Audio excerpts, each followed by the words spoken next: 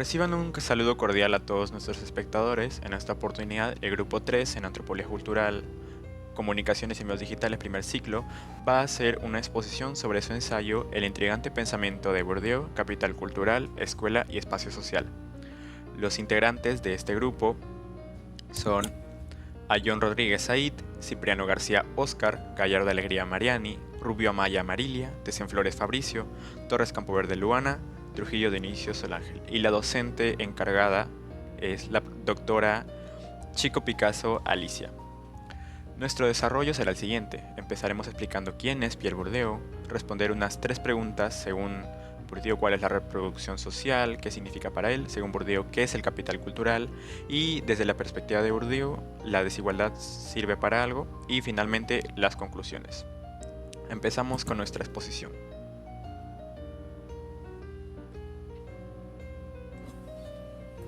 Bueno, para empezar explicaré un poco quién es Pierre Bourdieu. Como sabemos, Pierre Bourdieu nació en 1930, fue uno de los sociólogos franceses más influyentes del siglo XX, reconocido por revolucionar el estudio de la desigualdad social al demostrar que el poder no solo se hereda a través del dinero, sino, capital económico, como lo llamamos, sino también a través de la cultura y las relaciones, capital cultural, como mis compañeros explicarán más adelante. Él fue criado en una familia modesta en una zona rural de Francia. Bourdieu logró escalar hasta las instituciones académicas más prestigiosas del país, una experiencia que marcó profundamente su obsesión, digamos, por entender cómo el sistema educativo y la sociedad reproducen estos privilegios de las clases altas, haciéndolos pasar por mero talento natural cuando realmente no es así. Su gran aporte teórico fue el concepto de capital cultural, el cual explicó que se presenta en 3 estados, incorporando nuestros modales, gustos y formas de hablar, adquiridos desde la infancia, desde que nacemos, nuestra familia nos la va heredando, objetivado en bienes materiales también como libros o instrumentos, e institucionalizado también, como son los títulos y los diplomas académicos, los que se ven pues en mayor grado en lo que son las escuelas, instituciones, universidades. Según Bourdieu también, las distintas clases sociales compiten en diferentes áreas de la vida, no solamente en la escuela, utilizando sus capitales combinados económico, cultural, social y simbólico, guiados por el hábitus, que pues también explicaremos un poquito más adelante, que es ese chip o conjunto de esquemas de pensamiento y comportamiento que interiorizamos según nuestro origen social, ¿no? Y que nos hace actuar de forma automática, estructurando así una economía de las prácticas donde lo social y lo financiero se entrelazan constantemente para mantener el orden y las jerarquías establecidas. Para comenzar a responder formalmente qué es la reproducción social, según Pierre Bourdieu, debemos entender la base de cómo funciona nuestra estructura social. En esta primera parte de la diapositiva nos enfocamos en 2 conceptos claves que rompen con lo que usualmente creemos sobre el avance de la sociedad. El primer punto es la herencia de desigualdad. Cuando escuchamos la palabra herencia, casi siempre pensamos en bienes materiales o dinero. Sin embargo, Bourdieu nos explica de que lo que realmente se transmite de forma sistemática de una generación a otra es el estatus y las diferencias sociales. No se trata de un proceso al azar, es un mecanismo continuo donde las familias que ya tienen una posición de ventaja logran transferir ese mismo nivel de privilegios a sus hijos, perpetuando las brechas a través del tiempo. Esto ocurre precisamente por el segundo elemento, las inercias y constantes. Existe una creencia muy común de que la sociedad se transforma y cambia de manera constante todos los días. Pero Bourdieu refuta esto y defiende de que la sociedad opera sobre estructuras muy sólidas que garantizan la estabilidad y la continuidad del orden actual. Estas inercias son como fuerzas invisibles que frenan los cambios profundos, asegurando que las reglas del juego sigan siendo las mismas y que los mecanismos de desigualdad se conserven intactos con el pasar de los años. Respecto al efecto de origen, se refiere a cómo el contexto familiar y social influye en oportunidades de una persona. Es decir, aspectos como el nivel económico, la educación de los padres, donde alguien crece o incluso las conexiones sociales pueden afectar su futuro académico y profesional. Eso sucede porque no todas las personas nacen en las mismas condiciones. Por ejemplo, un estudiante que crece en una familia de mayores recursos económicos probablemente tendrá acceso a mejores colegios, clases particulares, tecnología e incluso más apoyo académico. En cambio, otra persona puede tener mucho talento y esfuerzo, pero enfrentar dificultades por falta de recursos o oportunidades. Debido a esto, muchas veces las diferencias sociales se mantienen de generación en generación. Por otro lado, el límite de la meritocracia. La meritocracia es la idea de que las personas logran el éxito únicamente gracias a su esfuerzo y mérito personal. Sin embargo, este concepto tiene límites, porque el esfuerzo no siempre es suficiente cuando existen desigualdades sociales desde un inicio. Muchas veces escuchamos frases como, si te esfuerzas, puedes lograrlo. Aunque el esfuerzo sí es importante, Bourdieu plantea que esta idea deja de lado a que algunas personas tienen más ventajas que otras. Por ejemplo, alguien que trabaja desde muy joven para ayudar económicamente a su familia no tendrá las mismas oportunidades de estudio o tiempo libre que otra persona con estabilidad más económica. Entonces, ambas personas pueden esforzarse igual, pero las condiciones de partida son diferentes. Además, los privilegios también influyen en el acceso a oportunidades laborales, educativas y sociales. Por eso, el éxito no depende únicamente del talento individual, sino también el entorno en el que una persona se desarrolla. Bueno, ahora vamos a hablar justamente de la capital cultural, dándonos como inicio la pregunta de, según Bourdieu, ¿qué es el capital cultural? Como explica Pierre Bourdieu, el capital cultural comprende los conocimientos, habilidades, formas de hablar y comportamientos que las personas adquieren, principalmente en su entorno familiar. Para el autor, la posición social no depende únicamente de los recursos económicos, sino también del capital cultural, ya que no todas las expresiones culturales reciben el mismo reconocimiento o valor dentro de la sociedad. Quienes cuentan con un mayor capital cultural reflejado en aspectos como el dominio del lenguaje considerado legítimo o el hábito de la lectura, suelen tener ventajas que permiten acceder con mayor facilidad a oportunidades de éxito.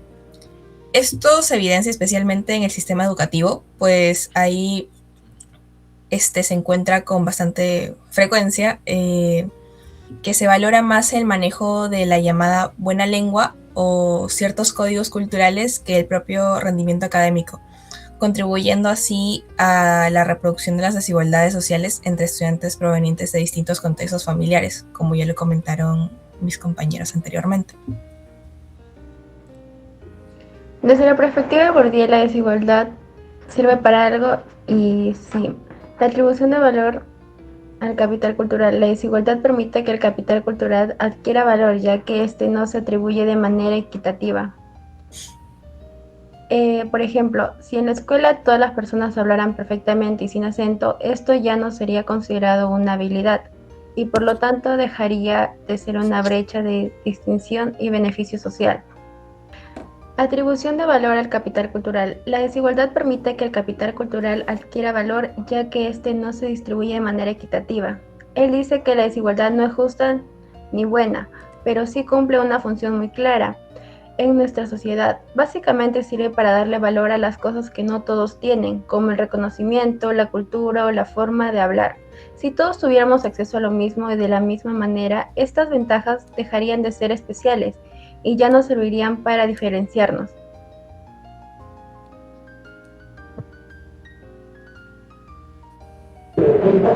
En segundo punto tenemos mantenimiento del orden social y legitimación. La desigualdad es fundamental para sostener la estructura jerárquica que la sociedad, los grupos es posiciones de poder defienden y justificar la desigualdad para conversar sus propios privilegios. Y nos preguntamos, ¿cómo lo logran? Tenemos tres mecanismos. Por ejemplo, primero, legitimación, violencia simbólica y reproducción. Primero, tenemos legitimación. Los grupos en posiciones de poder defienden y justifican la desigualdad, usan la escuela, los medios, el discurso del mérito y el esfuerzo personal. Te dicen, el rico es rico porque trabaja duro, el pobre es pobre porque no estudia. Así la desigualdad parece resultado de elecciones libres, no de herencia. En la violencia simbólica es el arma principal.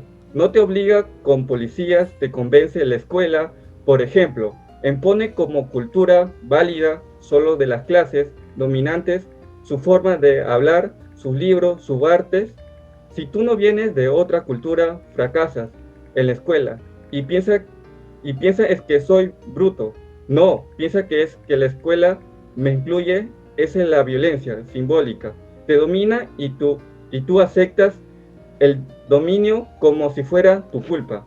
En la reproducción, como la desigualdad se ve legítima, nadie la cuestiona. Los padres de clase alta manda a sus hijos al colegio privados, les da libros, viajes, todos sacan mejores notas, entran a mejorar universidades, consiguen mejorar trabajo y luego ellos hacen lo mismo con sus hijos. El orden social se copia y pega generación tras generación. Los grupos en poder conservan sus privilegios sin tener que usar la fuerza. Bien, ahora sí, para finalizar esta exposición, tenemos las conclusiones. Bueno, podemos concluir de las 3 preguntas, bueno, empezando con la reproducción social, que es el mecanismo donde las personas se pasan de generación en generación lo que es el conocimiento, o también lo que son sus privilegios. Es decir, como se mencionó antes, las personas que nacen o que ya de por sí están en un estatus alto, los que vienen después de ello, es decir, sus hijos, sus nietos, también van a tener y gozar de ese privilegio porque son parte de una generación que ya viene con un privilegio, con un conocimiento, con una educación cultural que evoca a ese tipo de personas. Como el capital cultural, que son los recursos y habilidades que son adquiridos en el entorno familiar. Es decir, la manera en la que hablamos, nuestro léxico, la manera en la que usamos las palabras, cómo nos expresamos, incluso qué es lo que sabemos de los conceptos de la realidad. Por ejemplo, cuál es nuestra definición de igualdad, cuál es nuestra definición de derechos equitativos. Además, esto funciona como sistema educativo para favorecer a ciertos grupos, es decir, que quienes más capital cultural tienen, digamos, un camino más fácil a lo que se conoce como el éxito. Finalmente, podemos decir que la desigualdad juega un papel demasiado importante porque, si bien es injusta, es una desigualdad que cumple la función de dar un valor distinto o único a cada persona. Es un capital cultural que permite a los grupos poder legitimarse. Su posición es, digamos que, es una posición que no se la puede quitar a nadie, porque como todos somos desiguales, todos tenemos un rol dentro de la sociedad. Si fuéramos iguales, este mundo estuviera lleno de, podemos decir, robots o NPCs, como se les conoce. Pero para eso sirve la desigualdad, y de esta manera es como lo sustenta Pierre Bourdieu.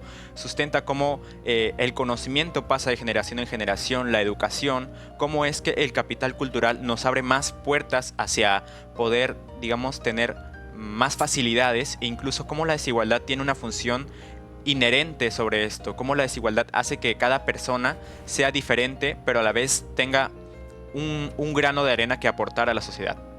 Sin más que decir, les agradecemos por haber escuchado esta exposición sobre el capital cultural, la educación en la sociedad de Pierre Bourdieu y cómo es su perspectiva. Les agradecemos por todo y esta ha sido, pues, nuestra exposición. Muchas gracias.